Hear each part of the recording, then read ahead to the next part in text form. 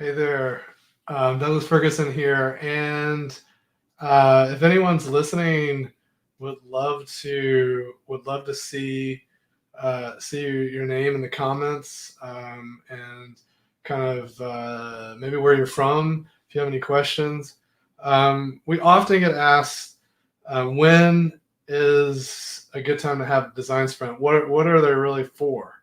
And I like to tell people they're really great to kickstart a project or kind of anytime we're stuck. And at the end of the day, if we're thinking about the real outcome to a design sprint, is we're going to be testing desirability. So we really want to understand what people want and what they really see as valuable when they're reacting to this kind of simulated future state. So alignment's a real important critical component. If we don't have alignment on a team, then it can be really hard to come together and get work done. And likewise, if we're aligned on the wrong things, it can be really difficult. So we're going to start with that goal in mind. We're going to get highly aligned, and then we're going to simulate this future state, this thing that we think could be of a lot of value. And in fact, a lot of us have really strong opinions based on research or based on things we've heard or seen, based on what competitors are doing and how we think we might be able to do it better. But at the end of the day, if we don't put this in front of people and see how it might work, then there's a real missed opportunity to learn some things. And also, I think another thing to keep in mind is that this is not meant to replace true deep product design, right? We're going to take these insights, these learnings that the team gathered together and have bonded around, and then we're going to go do deeper work on it. But it helps everyone get hyper aligned on these things, especially if there's a team that doesn't have, let's say, a lot of prior experience with these methods like design thinking or specifically design sprints. Then we can start to get an understanding of what it is to work this way, and to be more insights and driven by feedback.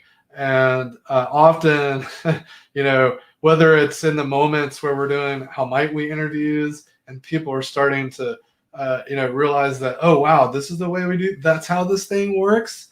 Often I've seen CEOs just turn and look at the rest of the organization like, is seriously? Like, I never heard that before. And so it can be a great way to kind of tap into the on the ground reality, and then make sure everyone's voices are heard in the direction of these potential solutions we might pursue. And then of course, the great denominator are the testers that we put these things in front of to really get down to this notion of desirability and what people actually want and what they'll find useful. And more specifically, I would say the alignment I talked about is really, really valuable, like to get everyone really kind of clear on the shared vision. I've seen teams have disagreement when they didn't realize it because they were all, quote unquote, superficially aligned on this notion of a very jargony kind of purpose or mission statement.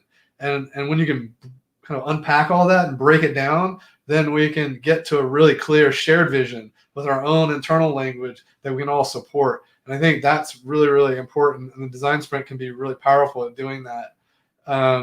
Also, we can answer some critical business questions. If we've got some questions that may have some assumptions baked into them, or maybe we have some assumptions that lead to some questions we should explore. This can be a really amazing tool to probe the environment and understand what it is that we need to know and get some critical answers. Also, if we take a step back, we can discover the essence of a creative challenge or problem. And so it provides an element of reframing so that we can kind of inspect it a little bit more. And in fact, allow people to embrace this idea of separating the problem from the solution, and that maybe we run meetings a little bit differently from now on. We can, what I like to call, adopt a sprint spirit in all of our meetings. So how do we slow things down so that we can move faster? So in the moment, it might feel like we're moving slow, or there might be things that are time boxed and we feel like we're moving fast. So we're kind of playing with timing, and that can be a really powerful thing in any meeting. But certainly the design sprint allows us to start to make some of these epiphanies and understand what it's like to work in these different ways. And really, really powerful, really great stuff. And of course, we can take a moment to cut through endless internal debate around, what prototype we should build, and instead just get really, really quick customer feedback. So often I see teams just talking about like, well, the merits of this or that, and then decisions are weak and fragile, and people like get down into this like debate around like this or that, and then it resurfaces in the next meeting, and then on and on. You're in this hamster wheel of just like, let's think about what we should do, let's think about it some more, let's think about it some more. But prototypes are so powerful because you can get down to a high degree of I would say specificity, which means like high specificity is the inverse of high ambiguity. So if we can lower our ambiguity, if we can make it less ambiguous and disambiguate, then that means that there's more clarity. And the more clarity there is, there's more understanding, more alignment, and the alignment could be around the fact that we disagree. Like we understand very clearly that like, no, we don't think it should go this way. And when we hit those situations, then we have something that we can go test. So prototypes, super, super valuable.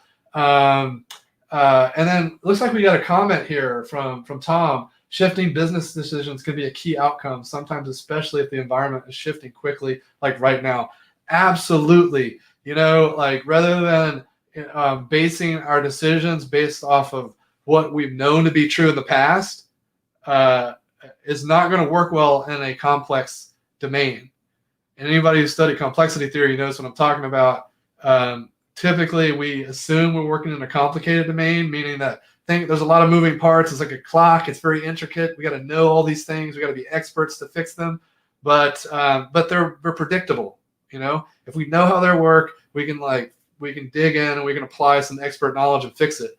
Well, especially now we're in a very complex adaptive systems, and we have been for a while. And then the COVID's just made it more complexity, and these emergent qualities, these scenarios that we didn't plan for that are unfolding, we need to have tools that allow us to test and shift. And so Tom's absolutely right that we need to think about these things and how these tools can help us kind of survey the landscape, probe, and then make some sense of what we're learning, and then create a plan that's adaptive that we use to respond to what we're learning. And I found too that this can not only be a great design tool, but can be also a great organizational development tool. Thinking about how we as an organization respond to problems and address challenges. Because if we start to function this way, we start to architect our software to be resilient to functioning and thinking in this way. And what I mean is it's very much rooted in something called Conway's Law, which is that software systems will mimic the design and structure of the organization that created it.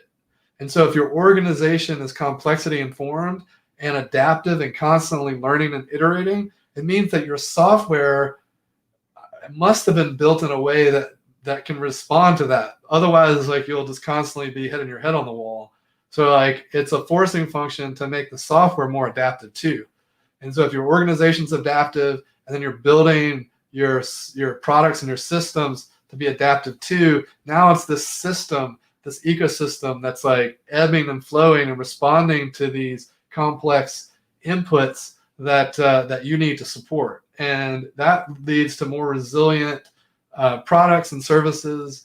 And I think everyone will agree that given the lifespan on the S&P is shrinking, then there's definitely I would say a big challenge as to how you can make organizations more relevant for longer periods of time, and how you create more resilient organizations. And I think, like, it'd be brazen to say that a design sprint is going to be that solution, but I think it can play a part because it can shift how people think about the way that they do their work, the way they come together and organize to get work done.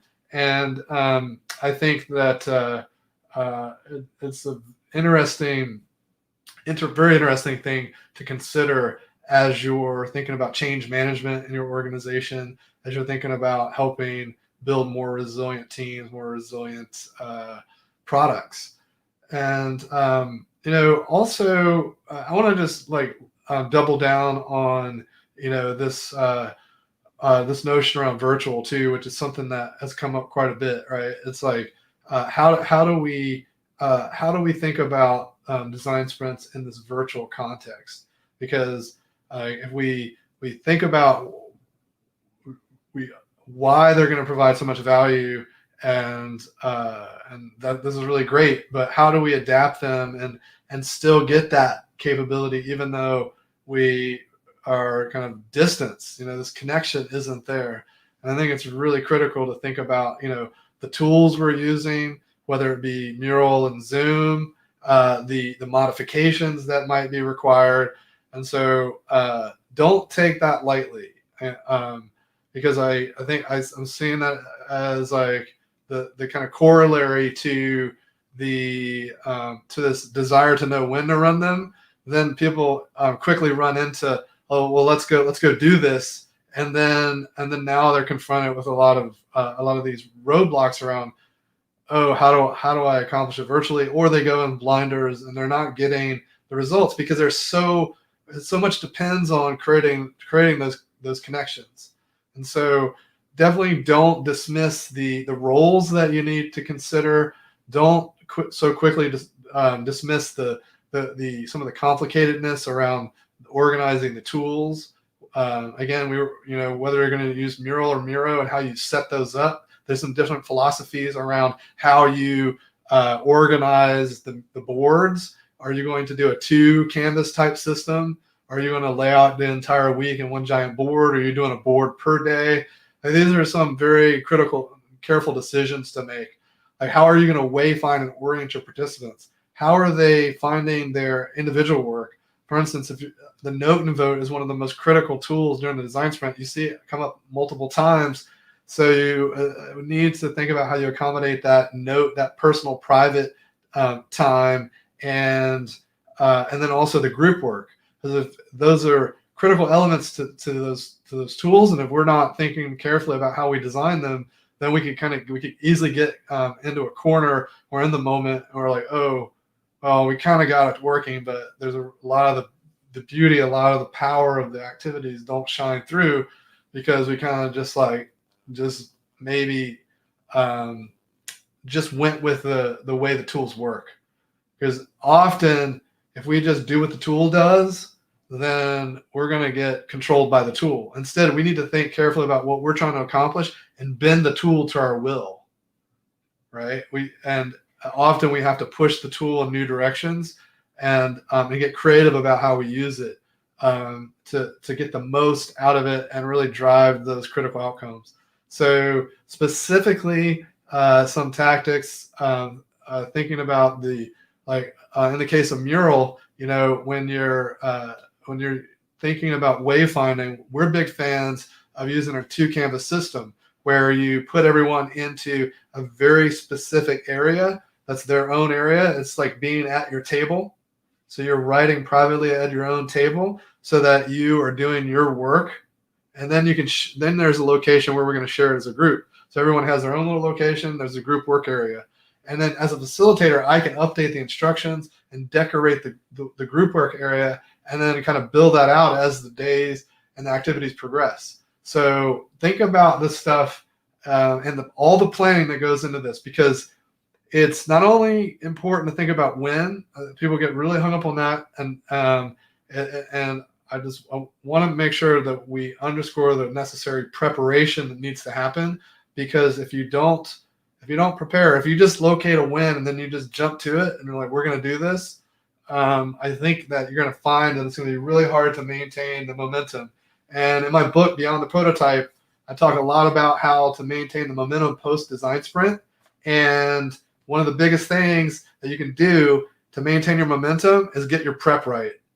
Because there's a lot of things that if you don't set the stage and you don't get things pointed in the right condition or pointed in the right direction and set those initial conditions properly, then you will not be successful at maintaining momentum. And in fact, you might not achieve as much momentum as you can, or if you get a lot of it, you may find that then there's a blocker that you could have accounted for up front, but because you chose the wrong decider or some other thing, boom, you get there, you got all this momentum, and then boom, oh, I'm stuck. I can't get any further. So didn't even realize I was going to get into prep, but as I was flowing in the moment, I realized like all this win talk is great, and it's important to set the context of when and why you'd run a design sprint.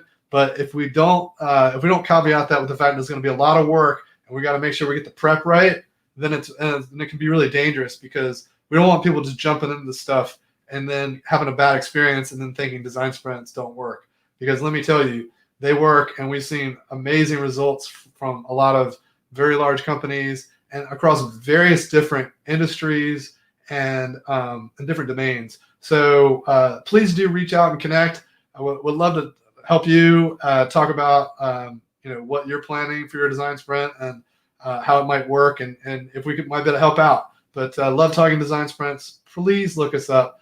Would be happy to collaborate with you.